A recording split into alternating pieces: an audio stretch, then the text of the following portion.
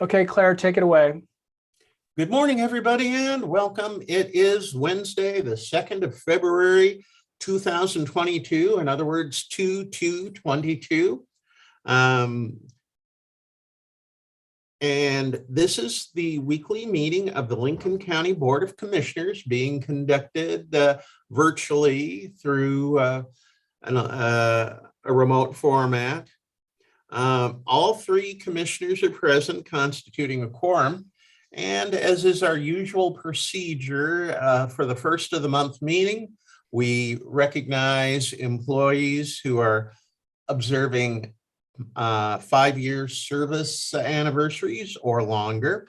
And we also have introduction of the new hires. Now, first, I'm going to introduce the service anniversary folks. And if any of you are on the call right now, we always invite people being recognized to be on the call, but either way, they receive a certificate signed by all three commissioners and a service pin. And our 4 anniversaries for February are Martin Bennett with the DA's office, 5 years. KC Postlethwaite, 10 years with the Lincoln County Clerk's office. Krista Lauer, 15 years with the Department of Community Justice. And Deanna Gravel with finance for 25 years. So one last call, if people would like to wave hello, give us a thumbs up. Don't be shy. All right, then Jaylene, I believe you will do the honors for our new hires. Yes, thank you, Chair Hall. Mm-hmm. So we have a good group here, 11 folks this month that joined us. Bo Douglas, Deputy Sheriff in the Patrol Division. Mark Duncan joined us as an on-call transit driver. Angelica Henry joined us as an office assistant in Health and Human Services. Mark Kenton, who was a volunteer, came on board as a part-time non-benefited park attendant for Public Works. Rhonda Miller joined as a community health nurse for Health and Human Services. Brandy Reed, also Health and Human Services as the accounting analyst. Ann Allard Robinette also joined in Health and Human Services as our new FQHC director. Cole Linschoten joined us in the Sheriff's Office as a corrections deputy. Katie Sconce came on board as a community health worker for Health and Human Services. Valerie Karkoff, who was a part-time employee, came on board full-time as a transit driver. And Sarah Veldkamp came on board as a youth care specialist 1 in the Juvenile Department of Community Justice.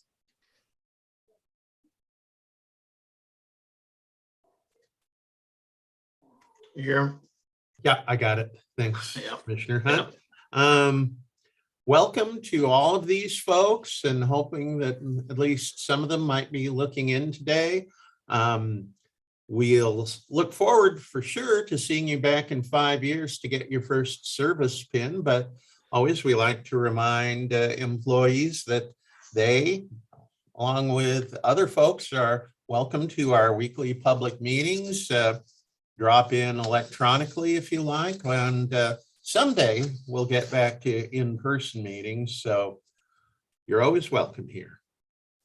Now we are on to. Can I make a comment, Commissioner? Oh, of course. Yeah, I was just going to say that, with all the staffing shortages going around in the community and beyond, and while we at the county as an employer still, still have some staffing shortages, it's just really, really wonderful to see 11 new people join our organization. So I know we have some, critical understaffing in the Sheriff's Office and HHS. So transit is another one. So it's just makes my heart happy to see some of these positions be filled. So just thank you to all of our new hires for coming on board. Hear, hear. All right, the consent calendar, routine items or items that have been discussed at previous meetings. Staff, commissioners, are there any items you wish to either highlight or exclude? I'll move for approval of the consent calendar as presented. Sorry, Commissioner Jacobson. Okay, I'll second your motion. We have a motion and a second for approval of the consent calendar. All in favor, please say aye. Aye. Aye. And aye, so it is unanimously approved. Right, now we move on to our public hearing. It is a continuation of an earlier public hearing on a petition to vacate a portion of Avery Street. Public Works Director Roy Kenyon will be presenting, and I believe Assistant County Counsel Jerry Herbert is on the line too, if he wants to say anything up front as well, or during the course of the hearing. But for now, Claire, excuse me, Chair. yes. I just need to make a comment to our other public hearing attendees. You will be now given access as a panelist to activate your video and microphone. So Roger Reese has been emailing me, and he does have access. We've just not at that portion yet. So I'll start moving those people into the conversation. Thank you. Thank you, Mr. Miller. Roy Kenyon, are you going to kick this off? I am. Thank you, Chair Hall. Good morning, Commissioners. I'm Roy Kenyon, Public Works Director for Lincoln County. On January 12th, I brought to you a petition to vacate a portion of Northeast Avery Street between Northeast 113th and the First Addition to Beverly Beach. At that time, there was the opening of a public hearing regarding this petition to vacate. I gave my report as required by ORS, and then we took testimony from the petitioner, the Reeses. We also took testimony from the Burks in favor of this vacation. And we also took testimony from Stephen Rubert, who was in opposition of this vacation request. At the end of the testimonies, it was decided that we would leave this public hearing open for some time to allow the affected parties to try to work out an agreement between them that would be basically beneficial to all parties. Now, I know that since that time, that you have all received multiple emails as these parties tried to work out some kind of an agreement. And at this time, I would like to have those email strings that we all received entered into the public record. And I gave that to Casey Miller yesterday so he has that information. I would also, I guess, at this time also like to basically continue with the testimony portion of this petition to vacate. I believe that everyone who gave testimony before is here again, and I'm sure that they would like an opportunity to continue this process.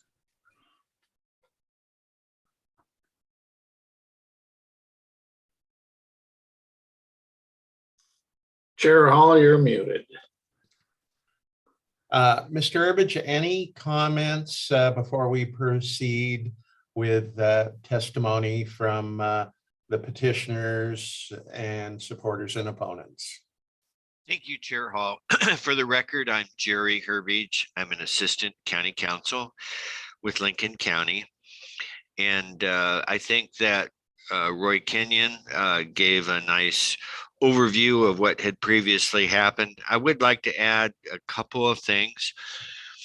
As I recall, Commissioner Jacobson was not present at the hearing on January 12th as she had an excused absence. I'd like to confirm, but my understanding is Commissioner Jacobson is here today, and she has reviewed the record, including the proceedings from January 12th. Is that correct? Yes, that is correct. Okay, so let the record reflect that Commissioner Jacobson has reviewed the record and is therefore qualified to act upon and to vote on this matter.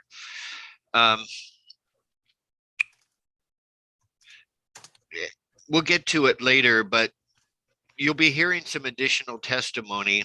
And I think that in terms of procedure, I I think that today, if the board is ready, would be an okay day, okay time to close the record, if you're ready, and to begin to deliberate to reach a decision.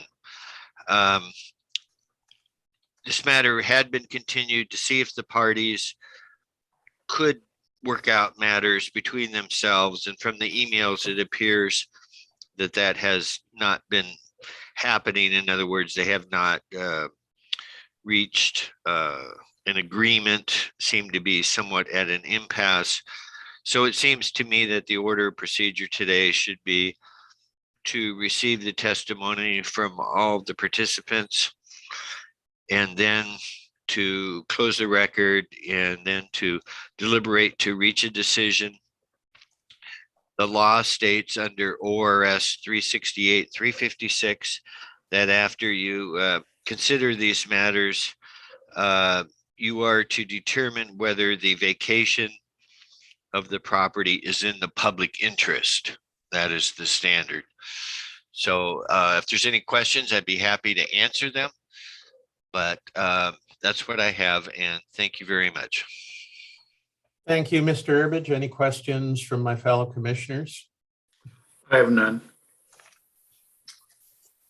All right. One procedural question, Mr. Herbert. I assume with this reopened hearing, do we follow the format of proponents, opponents, and rebuttal? I think that that would be proper, Chair. Okay. Who would like to speak first in favor of this petition? Well, this is Roger Reese, and I'm willing to do so. Okay, the floor is yours. Okay, I'd just like to add, in addition to all of the emails that have gone back and forth, I just want to put a little history behind the vacate request. Tim and Tracy Burks started with this process at the end of January in 2019. Early in February of that year, we received a phone call from Stephen Rubert saying, and this is basically a quote, "Cheryl, you'll probably hate me forever, but I am really protecting you. If I allow this vacate to go through, then the Burks can join their properties, and in their future, their home could be torn down and a McMansion built on the 0.97 acres and ruin your view." Back then, his refusal to sign was all about development on the 0.97 acres. The focus now has changed to building a retaining wall. Stephen certainly has a challenge in building a retaining wall, but let's look at the likelihood that that would ever happen. First, his wall would way exceed the 4-foot limit on an unpermitted wall. To the best of our knowledge, he is not engaged in an engineering firm to assess what is required. Engineering and permitting is required regardless of what the wall is constructed from and regardless of any terracing in his backyard if it exceeds 4 feet. It would definitely upset his landscaping activity that is currently ongoing. We feel that's a little bit like putting the cart before the horse if he was really serious about a retaining wall. I can guarantee that if I owned Rubert's property, I would find a way to terrace and build any retaining walls needed from my own property's access. He certainly added to his backyard and built a natural sloping portion of his backyard down towards Avery Street. They understood this challenge when they purchased the land. They have found a way to add to their backyard. And certainly he is resourceful enough to find a way to accomplish what he wants using access from his own property. That's the completion of my testimony at this time. Okay, is there anyone else online who would like to speak in favor of the petition? Can you hear me? All right. Can you hear pardon me? me? This is Tim Burke. Tim? This is Tim Okay. Burke. Yep, go ahead. Yeah, County Commissioners, I agree with everything Roger has stated. That's true. The only thing that I would say that might be a possibility is let Steve go ahead and get his estimates and get his retaining wall if he really wants to. It's going to be a challenge. Get several estimates because it's highly likely that he's going to need to vacate to use the 15 feet of his vacation just to build his wall. Because right now the slope goes clear down to the edge of the 30-foot road easement. So, and there's like 3 options: the let's see, the south of the existing Avery Street. I went and looked at it yesterday. It would be interesting to see what a contractor would say about constructing it there. And then, of course, there's the north end that we're talking about trying to vacate. And then he has access on the north side of his house. That's how he got the dirt back there to start with. And there was a backhoe and everything back there. So as far as building the retaining wall, he could construct it from the top. But I think the big thing is to allow Rupert to get some contractors and see what options and what his abilities are. It might be no contractors want to even do it because the way it is, it's a slope clear down to the bottom of the ravine. So anyway, that's my comment. And the proposal that we Roger and Cheryl Reese and Tim and Tracy Burks, what we proposed to Rupert's was to allow 18 months to let him access the back and everything so that he can go ahead and build his wall, and then vacate it at that point. And he wasn't open to that idea, which I thought seemed to be pretty reasonable. But anyway, that's all I have to say. Thanks for letting me speak. Thank you. Do we have someone online in opposition to the petition? Can I ask a clarifying question to our last Sure. speaker? So Tim, thank you for your information. So I just want to clarify that you still are in favor of the vacation, correct? Yes, yes, Okay. I'm in favor of the vacation. Like Roger said, we started it last January, January of 2019, and went through a long process. I met with Roy Kenyon multiple times. Basically, it came down, and Roy had talked to Steve on several closed door meetings that Steve has told us about. And basically, I know Roy had stated to me when I stopped pursuing it, he said, Steve just wants to get his backyard, his dirt brought into his backyard. And he never did use the access. He built a retaining wall on the north side of his property and was able to get his dirt moved around that way.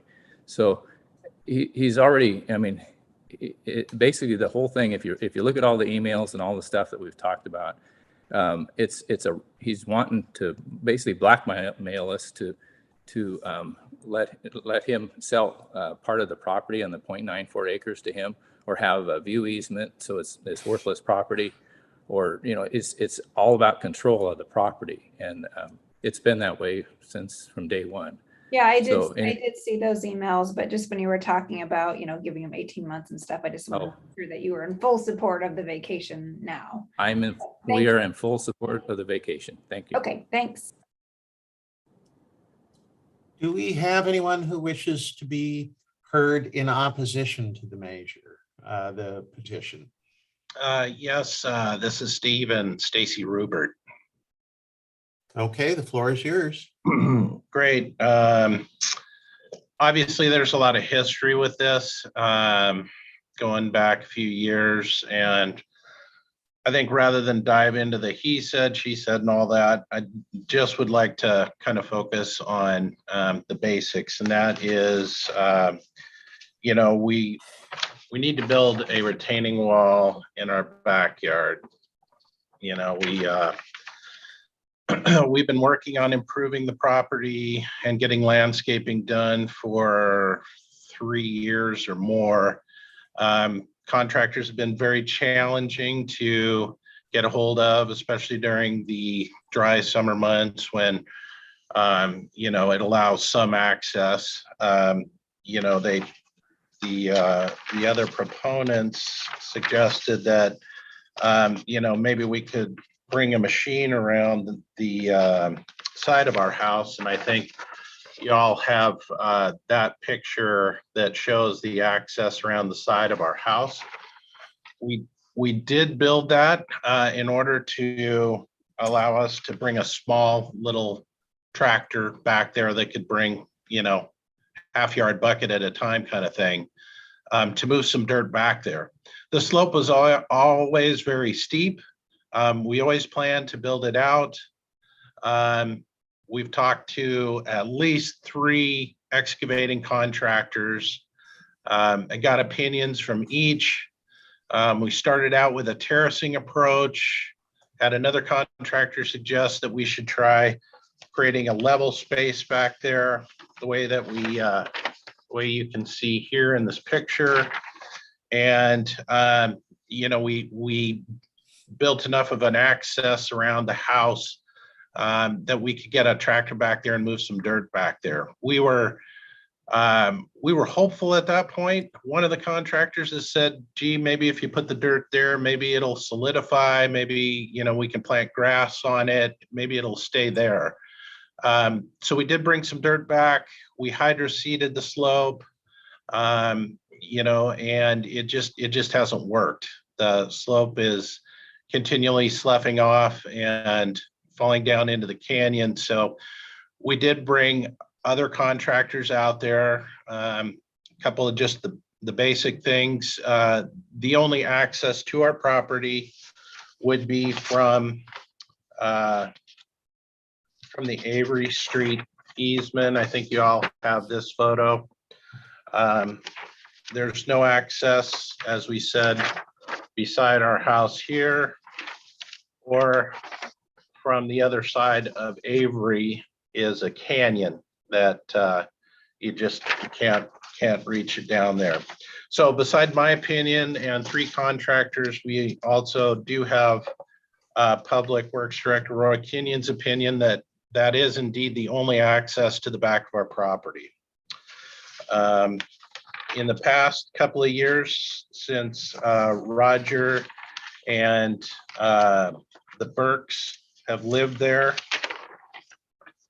they have both built retaining walls on the back side of their property using that same easement to deliver materials and equipment. And that is the only access that we have to get that done. Some temporary easements were offered by the other petitioners, but in reality, we live up in Beverly Beach. You might be familiar with the spot as the roadway needed to be abandoned. We have 2 rough spots that have been there for a year and a half that are being repaired this week. And I mean, the basic message is land movement is a very common thing in our neighborhood. And I don't think anybody's here to refute that we have tons of water moving, earth moving. And with a retaining wall of the size that we need to retain our backyard, the contractors that I've talked to have assured me that you're going to need some type of access for periodic maintenance. That maintenance might be in 5 years, it might be in 15 years, but a temporary easement doesn't really work for us for both that reason and the reason that we tried to make this dirt slope work for us and it simply didn't. I have had 2 contractors come and look at it and some differing opinions, and we do need the opportunity to get an engineer involved, I feel, at this point, rather than just relying on the contractor's opinions, and some time to actually design a wall that requires the least amount of maintenance as possible, and gives us some kind of backyard. The Avery easement was in existence and known to all parties when we purchased our property, as well as the septic restrictions on some of the lots. I'm very sympathetic to Roger and wanting to build his shed. We came close to coming to an agreement by narrowing the access to the width of a local road behind his property. But the one sticking agent is the setback required from the road is 10 feet, I believe, and he needs it to be 5 feet. I put in a couple of calls to Ano Husing to ask what it would involve to get a variance to allow that setback to be reduced to 5 feet, in which case Roger would actually end up with an extra foot of buildable space than he would over the Avery vacation. I haven't heard back from Ano. I don't know what the possibility of that is. I don't know if the commissioners can help with that process to make that more of a viable alternative that could work for Roger. But the first and foremost need that we have is for access, just as our neighbors have done, to build a retaining wall in our backyard. Certainly the ancillary things, no, we don't want to pay more property taxes. The Burks have offered to offset that, but we've got nothing in writing, just some verbal chatter. And then, there certainly is a possibility that someone could merge the properties with the Burks and build something back there. They told us they wanted to merge the properties together. I do not think the Burks have an overwhelming desire to do that, to build any kind of structure out there. That's what they've told us. I believe them, but there's also no way to foresee the future. Ownership changes, attitudes change of the new owners, and anything's possible. So those are additional reasons, but the primary reason that we need to get back there is to build our retaining wall. Let's see what else. And just to kind of further what Jerry said, Mr. Herbech, is that, in order to approve a petition, the constituents need to prove that it is in the public's best interest. I will just point out that on the record at our prior meeting, Public Works Director Roy Kenyon gave his opinion that it would not be in the public's best interest to vacate the easement. Okay. Thank you. All right. And now we have the opportunity for rebuttal, and I see that Mr. Reese has his hand raised, so I'll turn back to you. So I'd just like to add that getting opinions from contractors is not really required here. What he needs is an engineering firm. Anything he does has to be engineered by a structural engineer before he can proceed. And taking the words of what contractors can say they can do or not do is not valid. It's got to be engineered. It's got to be permitted. He has to understand that it's going to be a huge responsibility to make sure that wall doesn't move with the hydraulic pressures that it's going to be subject to. And an engineered wall will not move. Otherwise, we would have a bunch of roadways, especially along Highway 20, where those engineered walls would be failing, and they don't. But you can't do just a contractor opinion. You have to have an engineer. You have to pay to have that structurally designed within the geological constraints that he has there. So I think that he's going to find that he has a huge challenge to take away a lot of dirt that he has in his backyard in order to build a wall that meets code and gets permitted. So Steve, please engage an engineering team to figure out what it really takes to build a retaining wall. Okay, anyone else, anything more to present in rebuttal? Yes, Claire, can you hear me? This is Tim Yes. Burks. Yes, Tim. Yes, I wanted to address a couple of points that Steve said. If he needs something in writing that basically if the vacation goes through and the 30-foot road easement gets squared away and each adjoining landowner gets 15 feet, we'd be more than willing to put something in writing that we would assume the tax burden if that's too much for Steve. I mean, I don't have any problem with it, but I know that it would be kind of a lot line adjustment. When I talked to Roy about it several years ago, it was basically you'd have to do the vacation first, and then you'd have to do a lot line adjustment between Steve and us. And so that's not a problem. Steve was saying it just a bunch of words, but if you want to put it in writing, I'm not sure how we'd go about making him comfortable with that, but I'd be open to that. That's one of his points. The other one was adjoining our properties. He's misunderstood somewhere along the line. We have no intention of ever joining the 0.94 acres with our house and a half acre. And if he wants something in writing saying that there's something to that statement, I'm fine with that. We would want to keep it separate. We don't want it joint. We don't want anything built on it.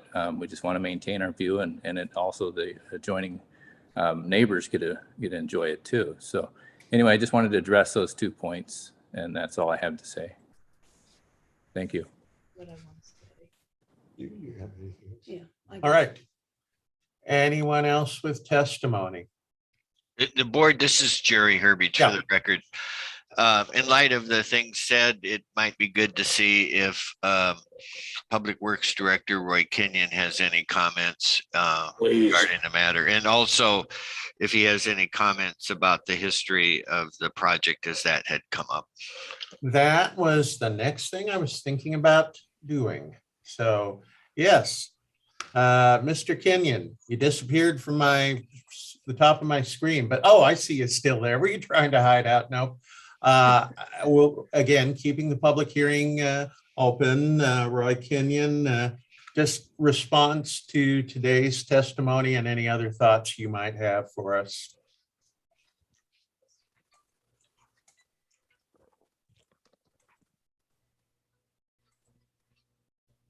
Roy? Sorry about that. Okay. I was muted. Okay. All right, now I gotta remember what I said.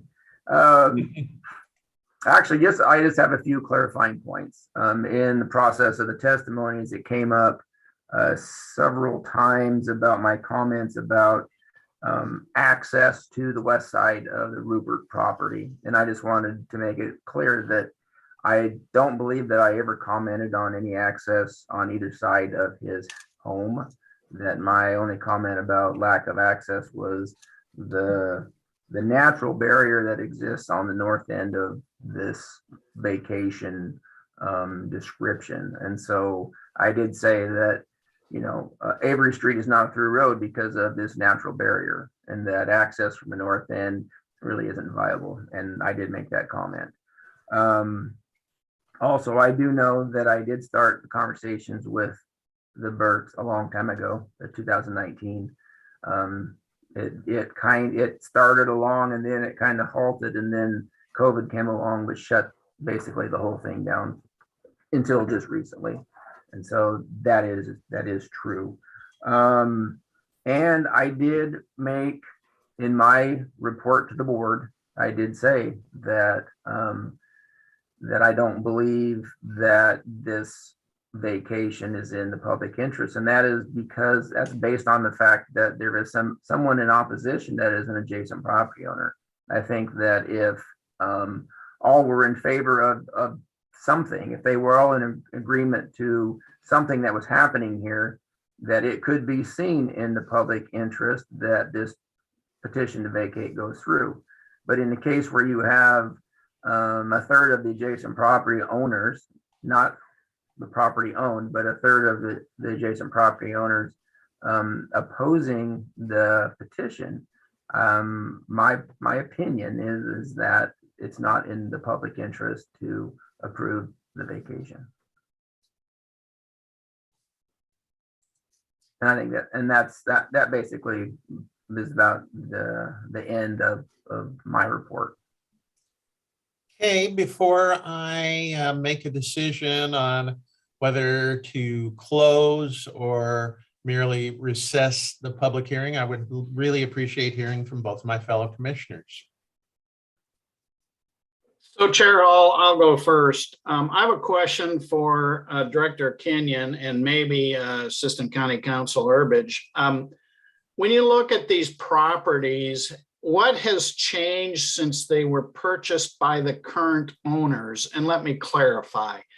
When the current owners bought the properties that they currently own, has there been a change in zoning? Has there been a change in easements? Has there been other changes relative to the property, or is the property in effect the same as it was at the time it was purchased? And let me clarify why I asked the question. When I bought the house, the property that my wife and I currently live in, there was 15 acres immediately adjacent to south of our property line. And I was advised in 1988 that property could be subdivided into 5-acre lots and homes built. Well, last year that happened. And So really my question is, what's changed as far as the properties that since the time they were purchased by the current owners, if anything? Well, to answer your question, as far as zoning, I'm not aware of that. That would be a question for Director Housing. I don't follow the zoning changes or modifications. As far as the public road right-of-ways, there has, to my knowledge, not been anything changed there from their inception. So they were dedicated to the public in the early 1900s, and those, they have stayed that way since then. I'm not aware of any change to the 3 lots that were part of that partition. So no, I'm not aware of any changes. All right, just for clarification, this isn't really a zoning issue. It's vacation of a property that frankly right now is an asset of the county. So I think that's a factor as I deliberate. That's all I have. Well, the easement itself would be in the public domain, but not in the county road type domain. Okay, thank you. And I have a couple of questions as well. Yeah, Commissioner, the floor is yours. Thanks. And I'm probably going to fumble with how I ask this. So, we heard from parties about, them maybe being some verbal agreements about access to that if it was vacated, and they were willing to put something in writing. And so this is maybe kind of a procedural question to County Council Herbert, but could we leave this open until that was done, or is that not something we can legally consider? Just a second. So you would like to consider whether you could leave the record open for what purpose? There was some conversation between the parties about putting something in writing that would allow them, I think, to do a lot line adjustment, after the vacation, or having access after that. And I was just kind of curious if that was something we could consider, waiting for, getting that intent in writing or not. Okay, well, from what I read from the materials, and it's certainly, let's look at it this way. That was one of 3 objections, related to one of 3 objections from opponent Steve Rubert and his wife. So I'm not sure that would resolve all the issues. The board does have the option, if you would wish, to continue the hearing. But what happened is we did have a hearing on January 12th of this year.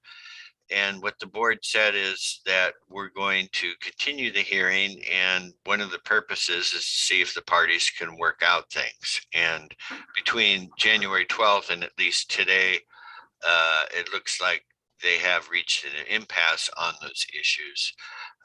And as I say, the lot line adjustment, I think, was not accepted by the Ruberts, but that's just one of 3 of their objections. And I make no comment about whether the objections should be given great weight or not. Again, the standard is in the public interest as it relates to the road vacation. Okay, thank you.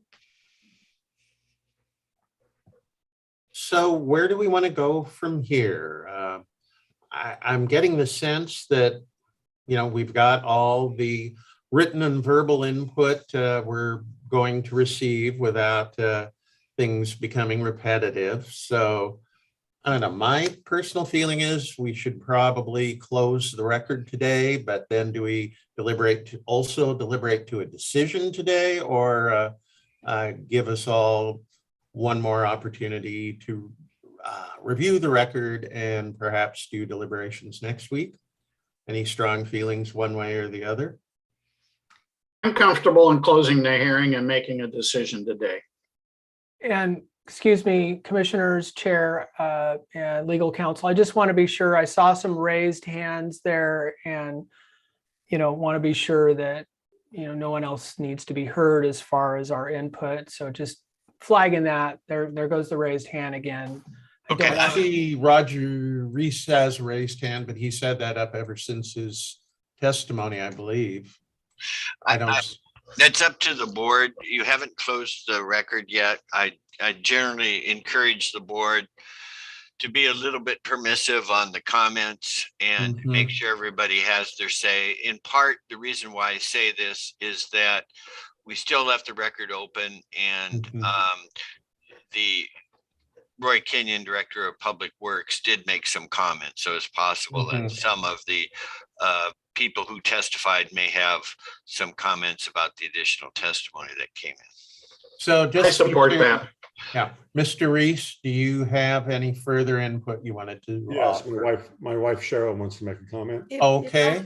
If I'm allowed, this is Cheryl Reese. All of this Oh, excuse me, is there any way you can get a little closer to your microphone? You sound bet. kind of distant. You Thank bet. you. Yeah, all of this, this is Cheryl Reese, and all of this time we've been speaking about Steve's retaining wall. And I kind of feel like this is the elephant in the room that doesn't really exist.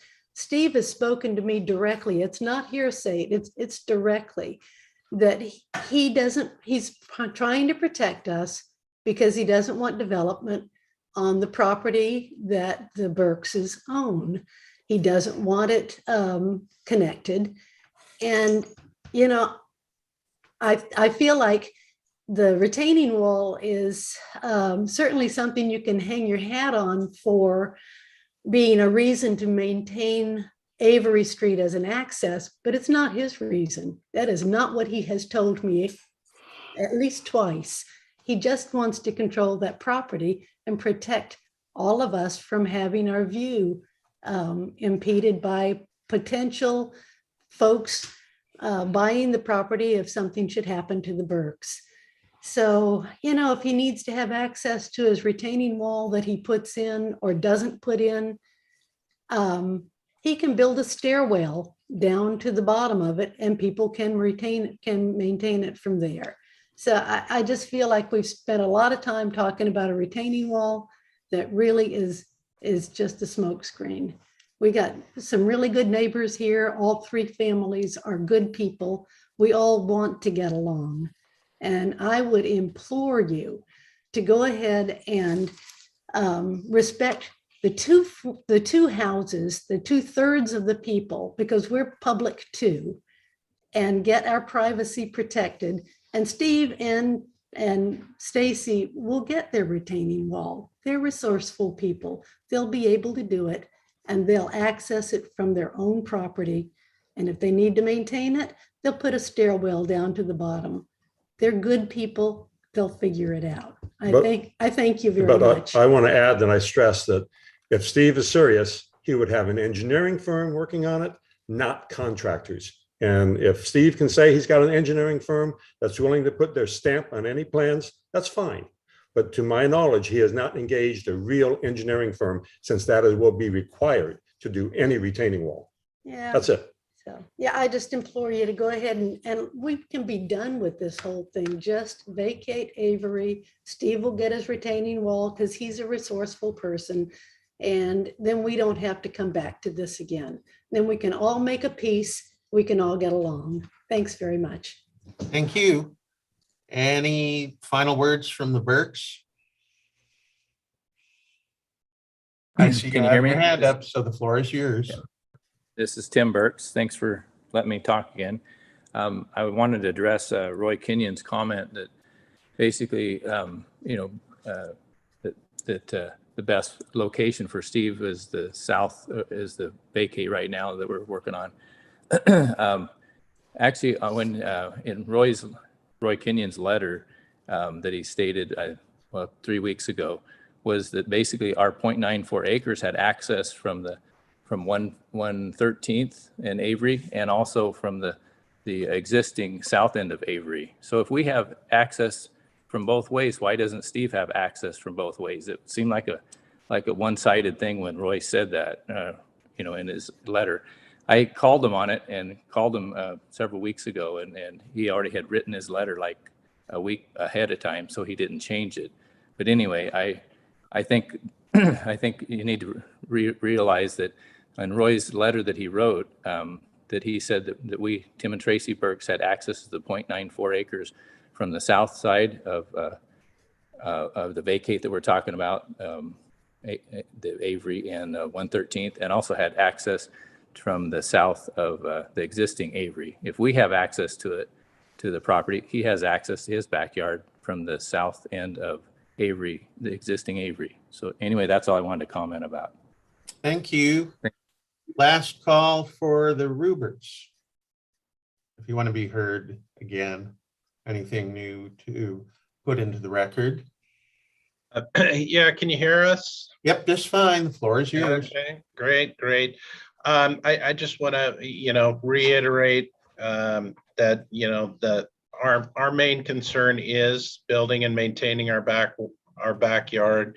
From the pictures you saw earlier, we're in the middle of landscaping. We've got some amount of grass. We started a sprinkler system, but we've stopped that until we can figure out the retaining wall. We're certainly actively working on our backyard, as can be evidenced by those pictures. Those pictures are not a year old. Those pictures are, very recent. We actually had this work done in the last 2 months of the year. We finished right about the end of the year, and we had waited for a year for that contractor to get in to do that work. So, it's not a smoke screen. It's pretty simple and straightforward.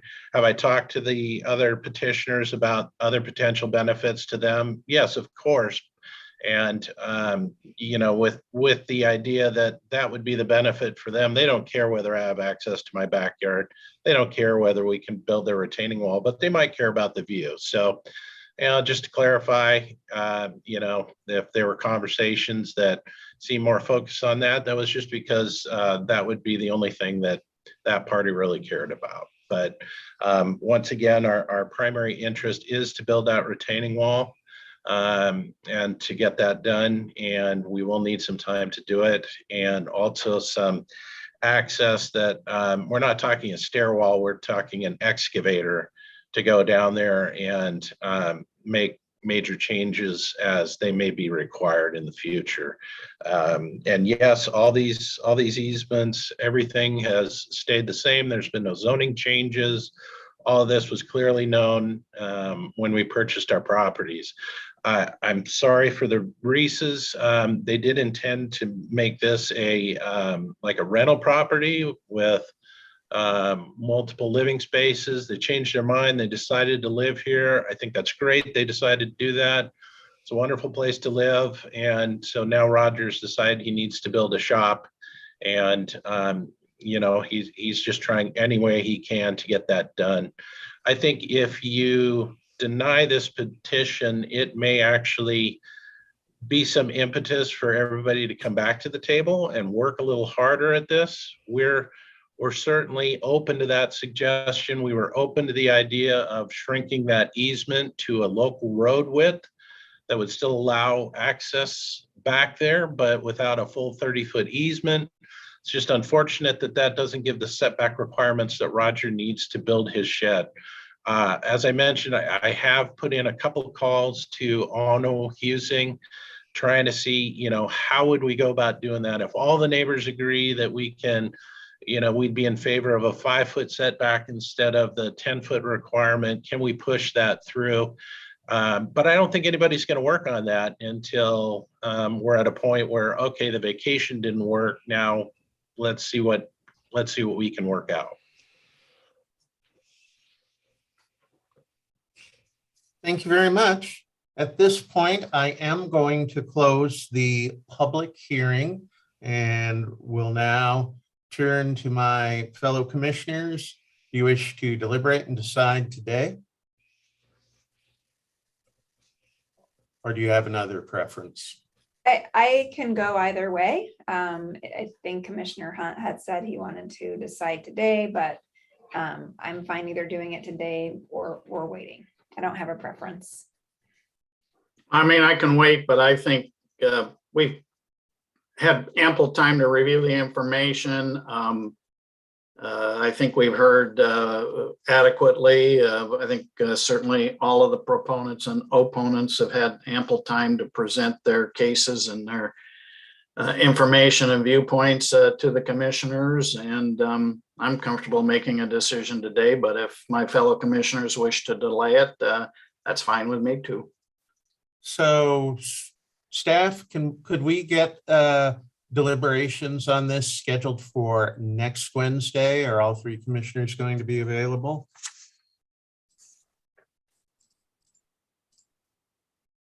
Hi, you want me to check calendars? Yeah, please.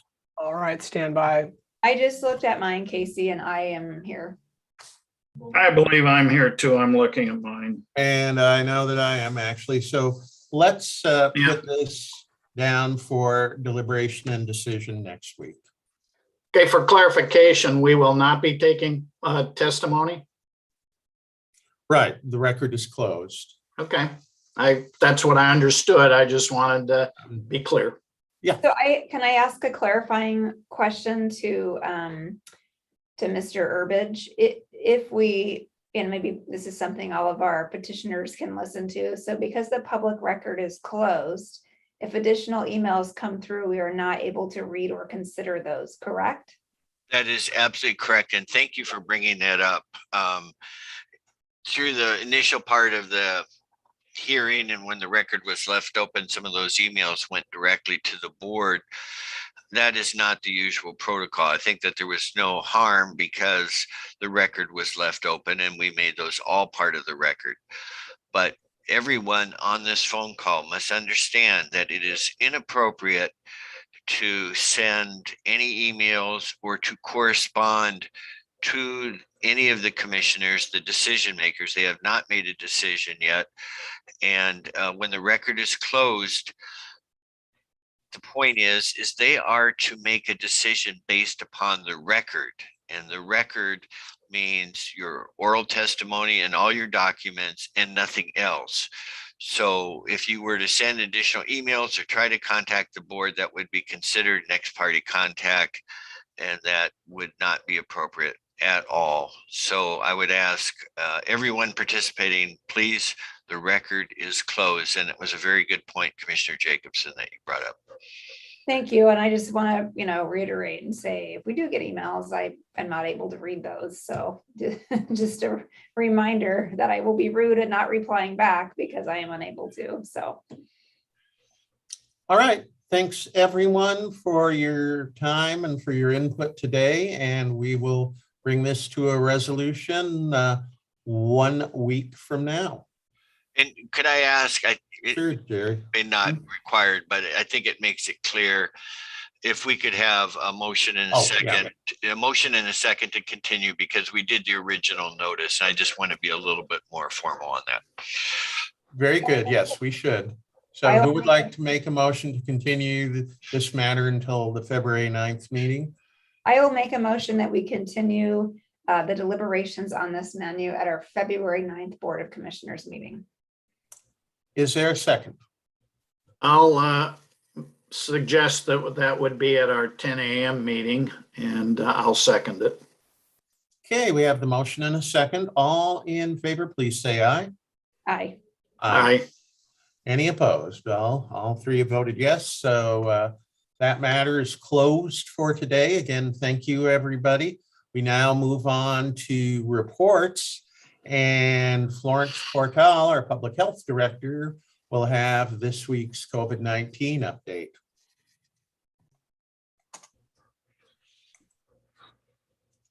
Florence, we can't hear you. You're still muted. Yes, sorry, I'm struggling with my screen. Okay. Well, we can hear you now. So. Okay, excellent. Good morning, everybody. Good morning. Happy February. Okay, so I wanted to start this week by discussing something that we found out yesterday, and this is about this particular slide actually around the breakthrough case rate. So what's happening is that because we have had, we being the system, the data system in Oregon, has seen so many cases over the past few months. There is an automation that is being done for the systems to query the vaccination registry to populate if the case that is being reported to us is vaccinated or not. Okay, but because of the amount of cases that have flown into the system, that process is kind of behind, a few weeks behind. So it is possible that the breakthrough case rates that we've been seeing are therefore also behind and are not necessarily providing us with the picture that is actually happening. So I just wanted to discuss this just for transparency and just making sure that people are aware of this, and I'm sure the Oregon Health Authority, along with other county data analysts and epidemiologists, are gonna be working on this to fix that. Next slide.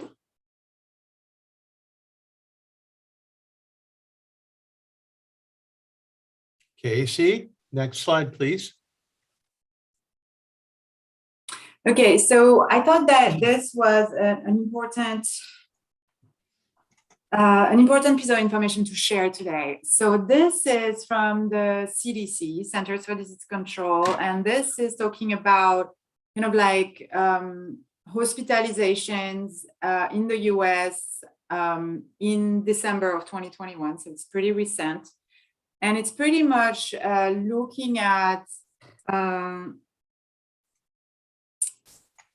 how various status compare in terms of who gets hospitalized with COVID, right? So the first comparison is between people who are not vaccinated and people who have been vaccinated with their primary series, okay? And so what it shows is that, it's looking at various age groups. And so it shows that unvaccinated people compared with vaccinated people who had their primary series are 9 times at higher risk to be hospitalized if they are in the 12 to 17 age category. They're 12 times at higher risk to be hospitalized if they are between 18 and 49 years old. And they're 17 times at higher risk for people who are over 50. So this is, I'm unvaccinated. Those are my risk compared to somebody who's been vaccinated with the primary series. Now, if you go on the other side of this graph, it's now looking at unvaccinated versus people who've received their booster shot. And you can see how the difference is so important here. An unvaccinated person has 44 times more chances to be hospitalized with COVID-19 than somebody who's been boosted. And this is for the age range 50 to 64 years old. And this is even higher for people over 65.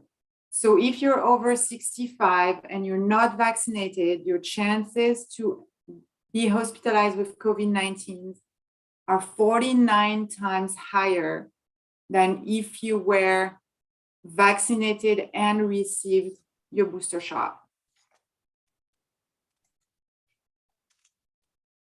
I thought it's a pretty compelling point, and I just wanted to bring it up to this meeting.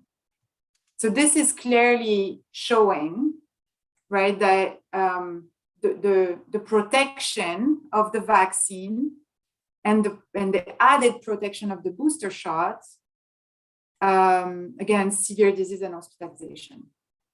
Okay, we're not saying that a vaccine is gonna guarantee that you will never get COVID.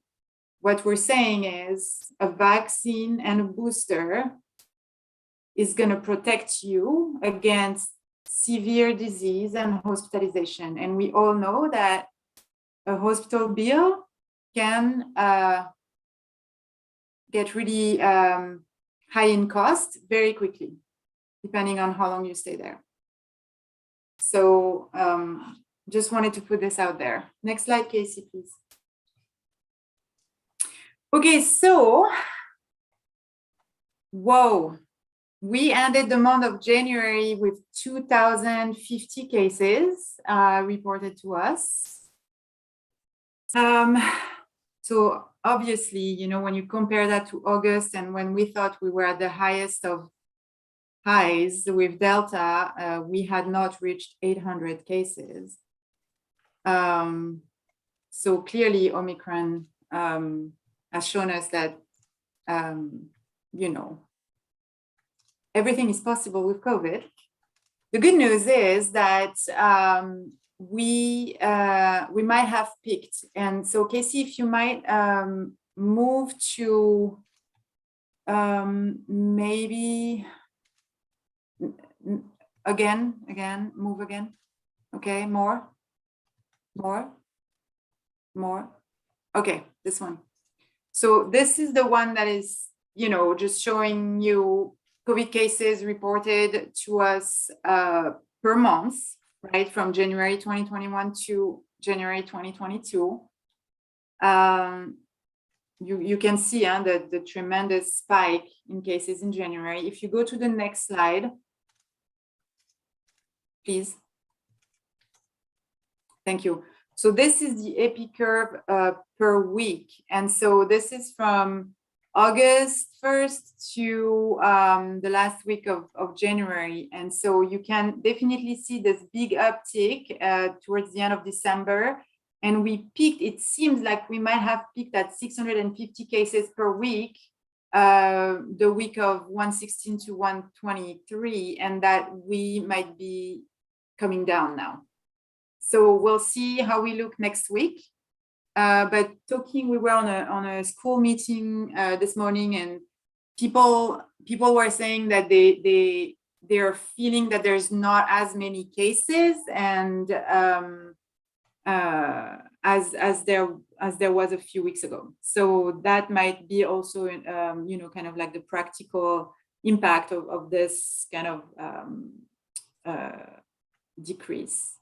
So hopefully this is going to last for a little bit.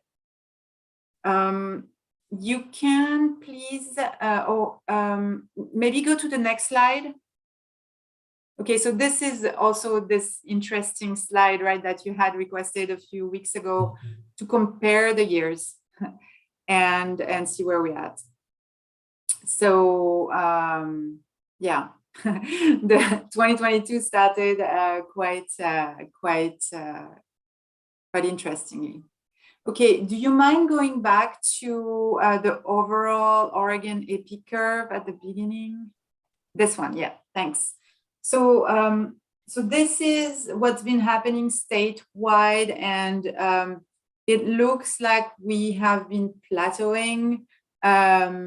And that the cases might be coming down statewide as well, which makes sense if you compare us to the rest of the world and the country for some of the states that have been ahead of us for a few weeks. It is possible that the hospitalizations are gonna still peak. You can go to the next slide. But we might not be as high as previously predicted. So we are about at a little bit shy of the levels of September for hospitalization statewide. And in a call with Dr. Ogden yesterday, I believe she mentioned that the latest projection is that we might have peaked in terms of hospitalization. So we would want to see a little bit more days of data to make sure that the trend is actually happening. But if it is the case, this is some good news. Usually, as you know, the hospitalizations tend to lag a little bit behind in terms of when they peak compared to cases. So we'll have to watch that closely. Next slide. So I wanted to update this because this was from Dr. Ogden a few days ago. And what she discussed this morning and yesterday was that, in fact, they were really excited that they would be able to get some additional stuff. And they're not really, they're not going to really get any. So they're not getting any non-clinical stuff at all, even though, they were requested and approved. This is not going provided to them. So they're, thinking outside the box and being pretty creative as to how they can fill those positions. And then in terms of the clinical staff, for SPCH, they requested 32 positions and 2 will maybe be filled tomorrow. And at North Lincoln Hospital, they requested 26 and 12 have been filled so far. Is that because there just isn't people to give them? So they had the 14 approved and requested, but then no one's coming. Is it just no one to send? Yeah. Yes. Yeah, that is correct. And also it seems that maybe the Metro Hospitals request might have been fulfilled first. There was that issue that was raised as well. Next slide. Okay, so this is just like to show you kind of like the activity at the hospital for January in North Lincoln. So yesterday was actually the first time North Lincoln had 5 cases of COVID in the hospital. But as you can see, they've been at capacity for ICU beds almost all months. Next slide, please. And then for the Newport Hospital, they're doing pretty good in terms of their ICU bed capacity and in terms of the number of patients they've been seeing who have COVID. Next slide. So you can move through that because we talked about this already. You can move again. Okay, thanks. So vaccinations, definitely our focus. We're working on a radio advertising campaign to really discuss the importance of vaccination and boosters. You should have received the mailer that we sent, or if you have not received it yet, it should be on its way. I think some areas of the county have received it and others not yet, but hopefully, that's gonna help people who are still hesitating to get vaccinated or boosted. The other news is that the Moderna vaccine has been fully authorized now. So they changed the name to Spikevax, I believe.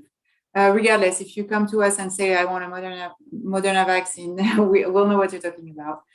And we would be happy to administer it to you. Our booster doses, we're still, we would love to do a better job at this. Next slide, please, Casey. We are really doubling up on where people can get their vaccines. So, we had a successful vaccination clinic at Angel Job Corps yesterday in Yahat. We're working with the Housing Authority of Lincoln County to really offer vaccine at apartment complexes. We're working with Pacific Seafood today, the food bank, we're all over the place, and we're now starting to set up clinics again at high school and middle schools, so that those options are also available for people, especially prior to spring break. So and we have even more clinics in the works. So the team is remaining pretty busy. The other really good news is that we received the 3,060 test kits that we were expecting. We've allocated them at this time to a few different organizations, and the team should be ready to distribute them to those organizations as early as tomorrow. Along with those boxes of kits will be educational pamphlet in both English and Spanish as to how to take the test, but also all the information around isolation, quarantine, wraparound services, and all of that. And then obviously vaccination as well. And we also made a little kind of protocol for our partner organizations that are doing the distributions to kind of help guide them in that work. And we're very, very grateful for all those folks helping us, reaching out to the most vulnerable and least likely to maybe access a test. So Florence, this is Doug. You said that the 2 clinics held yesterday were successful. Can you give me an idea how many people were vaccinated or boosted? Well, I can see if the report has been put in the system. Just a minute.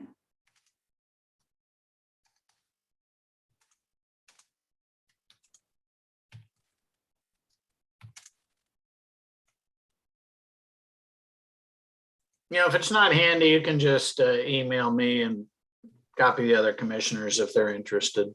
Yeah. I'm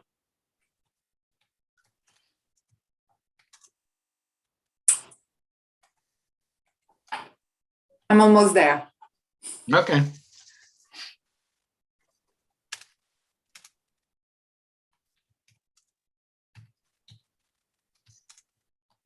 I do not have the report for yesterday.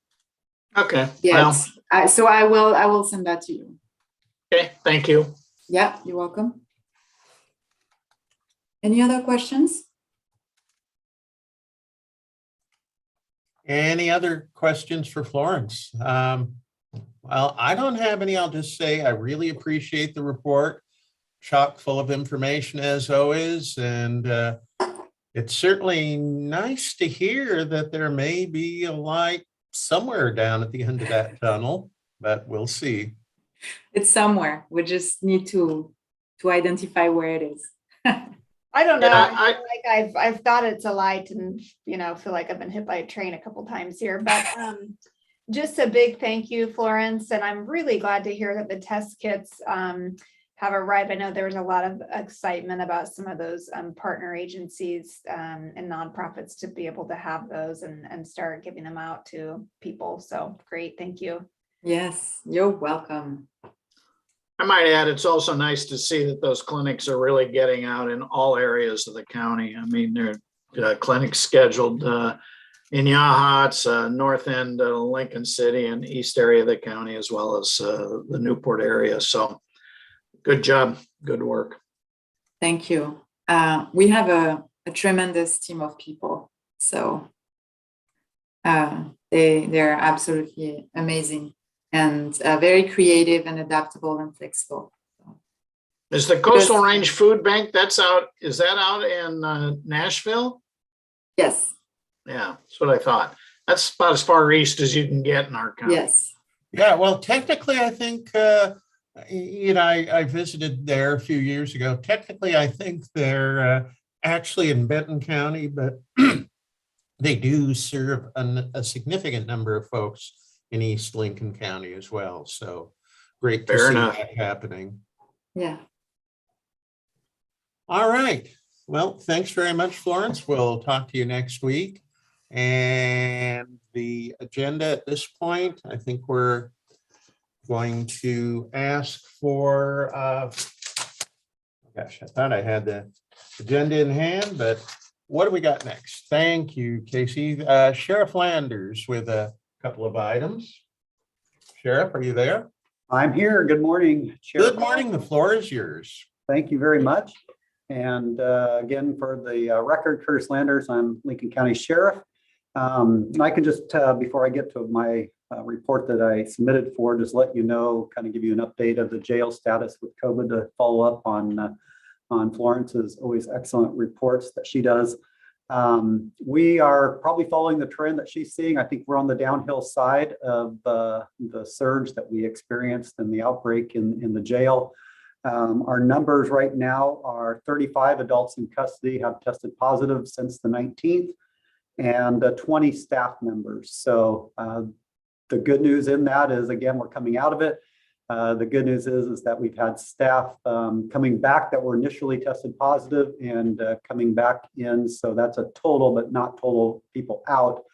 We're starting to see some of the overtime getting reduced for those that have been working a lot of hours. So that number actually has stayed good the last 2 days. So I'm happy for that. And as far as not going up, and I think we're seeing some light at the end of the tunnel, and it's not another train coming at us. So any questions on that before I go into some more positive news?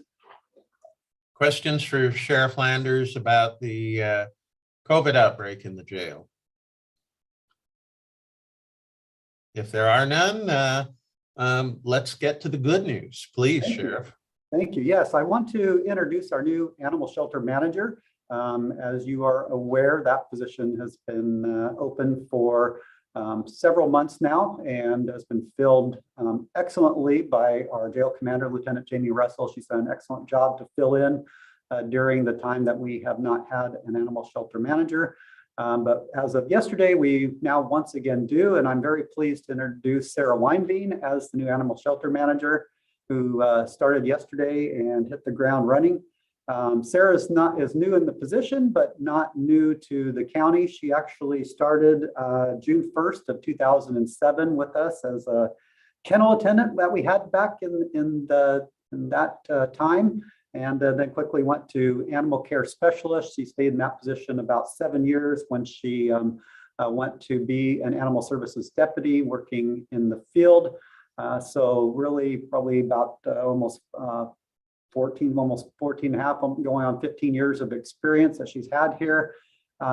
She rose to the top very quickly of the applicant pool, just with her knowledge in animal care, her knowledge both working as an animal services deputy and as an animal care specialist, her kind of expertise and leadership during the interim to help with Lieutenant Russell and a lot of issues that Lieutenant Russell was not knowledgeable about. And then just kind of, as I noticed in a lot of the meetings, she just kind of took over as that quasi leader that needs to be there during meetings and other things. So we really welcome, but some things that I've noticed in my discussions with her and interview, just her passion for again, the new animal shelter, the animals, the community, her dedication to what she's doing. This is obviously what she wants to be doing.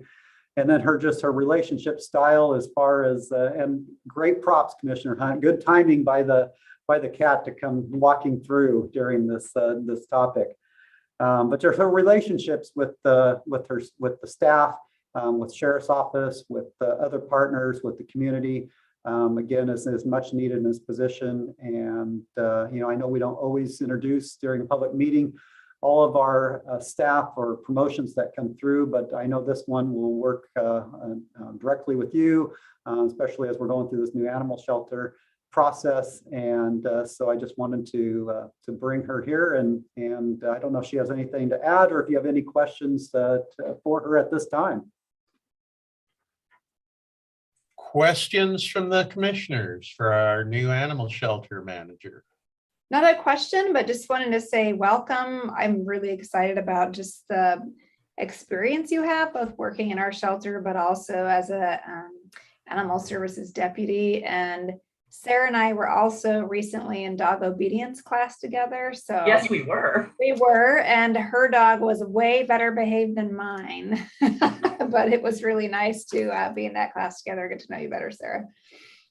Thank you. I'd like to just say thank you to the sheriff for the wonderful introduction. And thank you to all the commissioners for giving me this opportunity to say hello to everyone. I am on day 2 and I am still on the ground and running. I'm really looking forward to all the exciting things we have to come for Lincoln County and for the animals. So, and to be fair, I'm pretty sure Commissioner Jacobson, my dog was on her 2nd round. So, you know, she was a little more experienced. Sarah, I'm sorry. I'll just add my welcome and look forward to you being a good part of our team here at Lincoln County. So welcome. And I'll add my welcome. And even though, as the sheriff pointed out, you've been part of the team for a while, but now move into a new leadership position and some good things are ahead. So here's to many years of good activities in caring for our animal companions. Thank you very much. Thank you, and all the best. Right now, we are at the point in reports for our scheduled monthly Echo Mountain Fire update. Commissioner Jacobson. Commissioner Hall, sorry, I have one more thing to bring up in my reports too. Oh, I'm sorry. Yeah, okay. I just jumped right over it. No problem, no problem. Back to you. I wanted to discuss our new trial patrol schedule that went into effect yesterday, to just kind of keep you informed of some of the struggles, but some of the basically ideas that have been coming out to identify those challenges and struggles that we've been having with staffing. And just to kind of give you a background on staffing, I know you've heard me talk about it informally and formally before, but with our patrol deputies right now, you know, we're seeing a significant staffing shortage, something I've never seen in 34 years. It's, you know, it's not just our office. Talking with the chiefs just yesterday, their agencies around the county are experiencing it, around the state, around the country are experiencing just shortages in law enforcement. And we know it spreads out to even other industries and other county departments that are experiencing it. I think what really highlights it for patrol and specifically is just the fact that even if we fill all the positions immediately, and we're trying to make good progress doing that, there still is a significant training time to get those individuals on board. They just don't come in and maybe 1 week or 2 of onboarding and orientation and then really are productive. It really takes, you know, up to a year to get somebody going in patrol solo and actually taking on some of the responsibilities. So giving our current numbers right now, just looking at patrol deputies, we have 18 budgeted. That includes the 14, includes the 4 contract areas, 2 in Walport, 2 in Sletz, not counting our Marine, our forest, our school, or detectives. Out of that 18 right now, we have 3 open vacancies. As you notice, 1 was filled on the new hire list just earlier today. 2 more will probably be coming up on the next list that we just hired. So 3 were just hired. We have, so that gives us a total of 5 in training, 3 vacancies, and then we have 1 person that's on extended leave. So adding that up, out of that 18, that's 9. That's 50% of our basically staffing to count for the calls in all the areas, including Walport and the Sletz contracts. So huge challenge. I've talked to our patrol team, our supervisors, Lieutenant Vertner, and if we need to cut back on services, whether that's hours of day that we cover, the calls that we respond to, we need to do something, because I'm more for quality for the calls that we are taking and not just continuing with the quantity that we are doing. And we also start looking at things that start getting dropped off. We look at the wellness of our deputies and just taking on that extra workload. Again, that's, we don't want to contribute, make it a domino effect that people are overworked and start looking elsewhere. We really want to look for their welfare and how we can best accomplish that. And this new schedule kind of answers a lot of questions that and challenges that I've seen. I'm not taking credit for it. It was really Lieutenant Bertner's brainchild on this. We worked with the deputies and the association to come up with a 6-month trial on this, that either party can cancel it after that 6 months if it's just flat not working out for them. But some of the benefits that it provides is, and what it is, it's a 12-hour, what they call a pitman schedule. A pitman schedule on a 12-hour shift is they work 2 on, 2 off, 2 on, 3 off, and then it starts over again the next week. So in a 2-week period, they work 7 days, and they work basically they work every day of the week over that 7-day period. So some of the benefit is every other week, our deputies, whether they're new or not in the seniority chain, will get a full weekend off to be with family and do other things. So that's one benefit to them. Going to a 12-hour schedule for our deputies compared to the 10-hour schedule that they've been on. And just to follow up on that and remind you, we were working until February 1st, 2 10-hour schedules where he works one day shift 7 to 5 p.m. and night shift 5 to 3 a.m. And we've had those 3 to 7 a.m. Hours have been uncovered for several years now. And, I got to admire the team. They did not want to cut service. They did not want to cut hours. They looked at that as really detrimental to what our mission is to protect our community, serve our citizens. So I really admire that, even with me almost pushing them to do something if we absolutely needed to do that until we get out of this situation. But what the 12-hour schedule does, it keeps those same hours. We'll have the schedule goes from day shift will be now 7 to 7 p.m. and night shift will be 3 p.m. to 3 a.m. So what it does is it provides an overlap between 3 and 7 a.m. This tends to be our highest call volume. It also has for a number of years, even when I was back as a deputy and a sergeant, that 5 o'clock shift change usually there's a high call volume coming in. It's usually what you call it a rush hour traffic that we have for community traffic around Lincoln County. That's occurring during that time. Everyone's in the office, and it's difficult to respond to the calls that we have with that switch of shifts. So now having that overlap will ease that burden to where there'll be deputies on, and we won't with the overlap. It will hopefully provide an opportunity for deputies to get their reports done, because a lot of deputies have been having to stay over to complete reports. And this will give an opportunity when that, like, for example, the day shift, the reports they take, the night shift comes on, whoever has reports to do can sit down and get those done unless there's an emergency response. And it will provide for that to be done.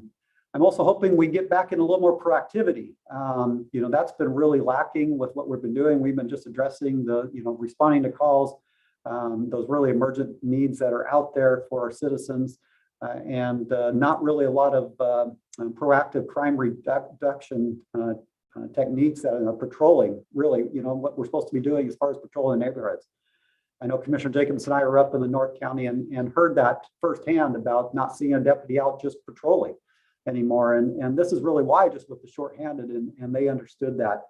So hopefully it helps with that. It also, when there is mandates to fill a shift, it takes it from a full 10-hour mandate now down to usually a 6-hour mandate, because 6 hours are filled before we get into that overlap situation. So the hours that they are mandated will be reduced. And then also our transition with the briefing, we're actually going to full remote briefings. Since deputies all take their vehicles home, they'll come on duty. Briefing will be shortly after that. There'll be a remote briefing. They can go to one of our outposts, either in Lincoln City, Siletz, or Walport, participate in a remote briefing, thanks to excellent job that our IT department has done to put that together for us, or they can be in their cars and still do it. So it actually provides more time that they're actually out in the field and less time having to drive to briefings that they do now. The benefit to them is it's really, when they come on duty from their residence, they're on duty. When they go off, they're on off duty at their residence. Where now typically somebody comes on, if they're coming in for a 7 o'clock shift, they live in let's say Lincoln City, they need to drive that 30, 45 minutes down to the office and then start their shift there. So they'll, the benefit for them again, but also benefit for the community. So again, this is a 6-month trial that started yesterday. We're hoping it really has some positive attributes to both the deputy wellness, getting things done, not having things holding over them till their next shift, and the stress of trying to get those things done but still manage a call load. And other, again, wellness with, with maybe some deputies not able, since they just started, getting a favorable shift bid to get a weekend off so they can be with other family and friends. Every other weekend that a deputy will get off and be able to spend and do things like that. So again, just an update. If you have any questions, Lieutenant Bertner's also on the call. Again, this was his brainchild. I'm just kind of been the one to get to provide the information to you today. Any questions from my fellow commissioners about the new shift schedule? I don't have any questions, but I will say it's nice to see that there will be, in effect, 24-hour coverage as far as deputies patrolling. Well, not 24-hour coverage. We're still at the 20-hour coverage. We're just kind of condensing it with more hours during that 20-hour period, so we have the overlap. The 4 hours are still going to be left uncovered. Deputies still responding from home. We still would need more deputies on the roster, even fully staffed, to do that.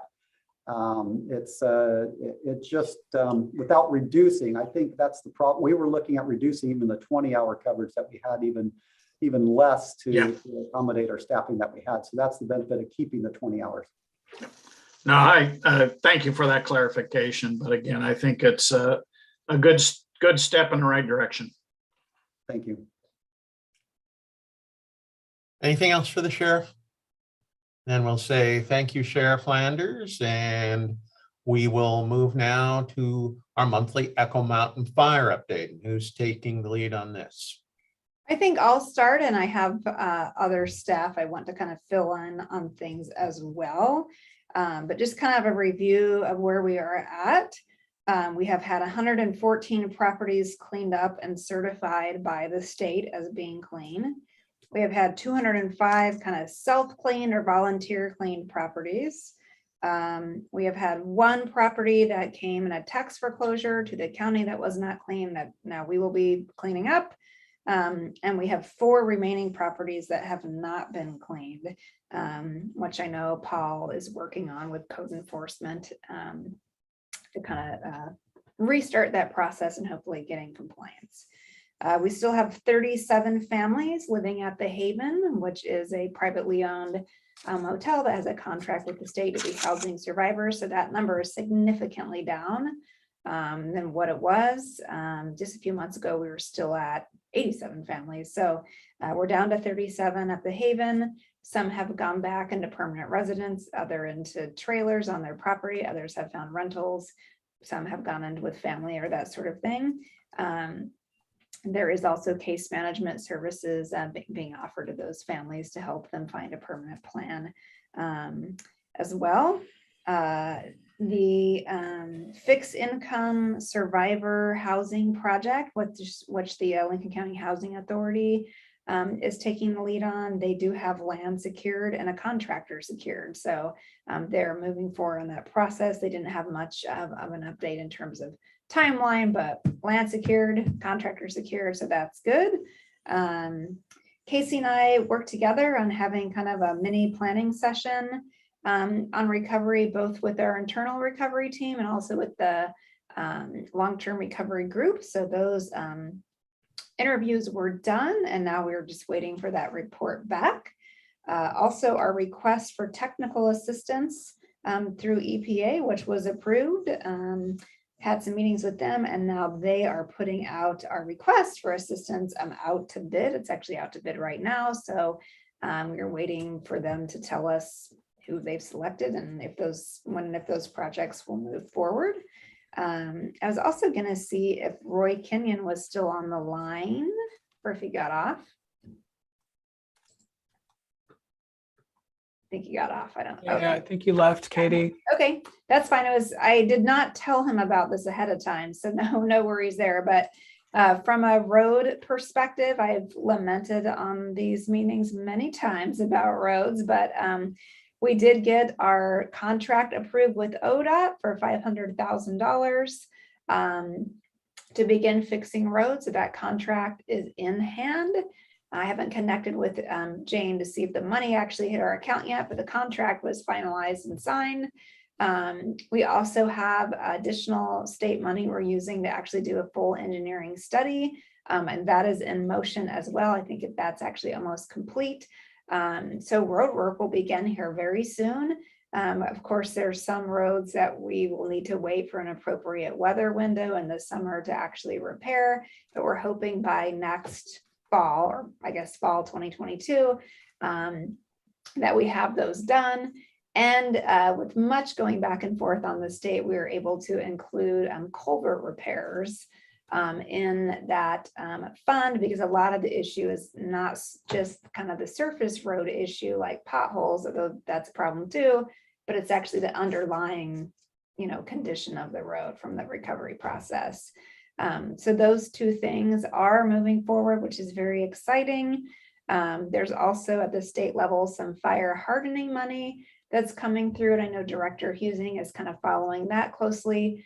It may not be super helpful to our community because we have a lot of manufactured homes already back up in Otis, or ones that are ordered, and this was for you to order a new home with fire hardening. So a little late, but there is projects like better skirting and decking materials and stuff that my understanding is you can go after. And this is again to make that home more fire hardened in the future. So kind of a fire mitigation project. That is all I have. I was going to see if Casey had anything he wanted to add. Hello. Yes, just a few things. I want to reflect, we had a meeting last week with FEMA in regard to the extension of their direct housing mission. They're trying, I think they're being transparent with us about what they're trying to do. Additionally, Department of Human Service representatives were on those calls. So, there is some coordination. The extension of the direct housing mission, we do have links to that on our website in the North Lincoln Build section. And of course, they're reaching out to those individuals. And did want to kind of echo some comments about the long-term recovery group. They're continuing to work with the community, and part of that piece is those disaster case managers really meeting with affected individuals to make sure they're getting all the resources they possibly can. And then there's some little things too. I don't think we've mentioned it, but for example, Katie made sure that we're getting no trespassing signs out into the community. And I think there's more funds there that Katie's doing some creative things with. So we'll see some extra resources going to the community, which is very good. We just continue to work away at this.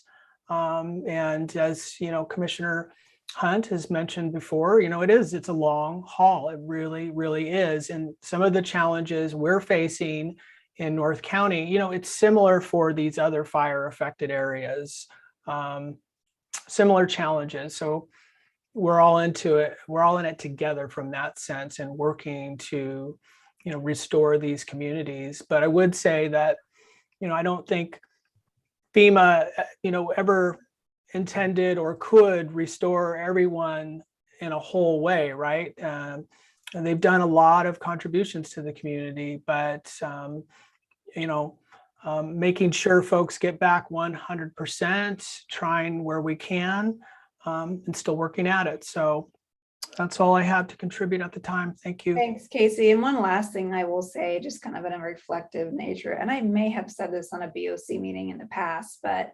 for everyone listening here, please call your insurance carrier if you own a home, or even if you rent and have renter's insurance, and check how you're actually covered, because there was a lot of situations that people were underinsured and didn't know they were underinsured. And I actually, after working with many of them, called my insurance and realized I was severely underinsured and would not actually be able to rebuild my house at all because of the cost of building materials right now, and what my insurance would actually pay out was very minimal. So that's something we can all do, you know, right now to help protect ourselves, is just have a nice review of your insurance done and see where you're at and if that's adequate. Yeah. Yeah. And Katie, I would say too, and we've got some outreach presentations specifically in that category too. Folks can find them in the emergency management section of the website. And your point is really, really an important one. And that's it. Thanks. Hey, appreciate the presentation. You know, I was just reflecting in the first weeks after the fire, a longtime veteran of emergency management at both the I should say 3 levels, local, state, federal, said to me, you've got to think of recovery as a 2 to 10 year process. And here we are 2.5 years in. You know, I just reflect on how much work really has been accomplished, but how much there is still to go. And I'm glad we've got a really committed team here at the county working with other partners to keep this important work going. And we're 1.5 years in, not 2.5. Oh, that's right. So 1.5. I'm sorry. Doing really good for Yeah, 1.5. well, they say time flies when you're having fun, or sometimes when you're not. Commissioner Hunt, any perspectives or comments? No, I think, as has been said, it's a long process. I think all things considered, in a relatively short period of time, a lot has been accomplished. There's more to do, and there's more that will be done. So keep up the good work to all involved. Okay, commissioner reports. Since we last heard from Commissioner Hunt, I'll ask if he's got anything today. No, I have nothing to report today. Thank you. Commissioner Jacobson? Yeah, I was just going to say that I attended Kurt Schrader's local elected official roundtable earlier in the week. Lots of discussion, you know, going on around different issues. And his staff also sent out a kind of comprehensive document about all the various federal funding opportunities that are rolling around. And just at a cursory glance, there may be some ones that we want to take a look at for certain projects.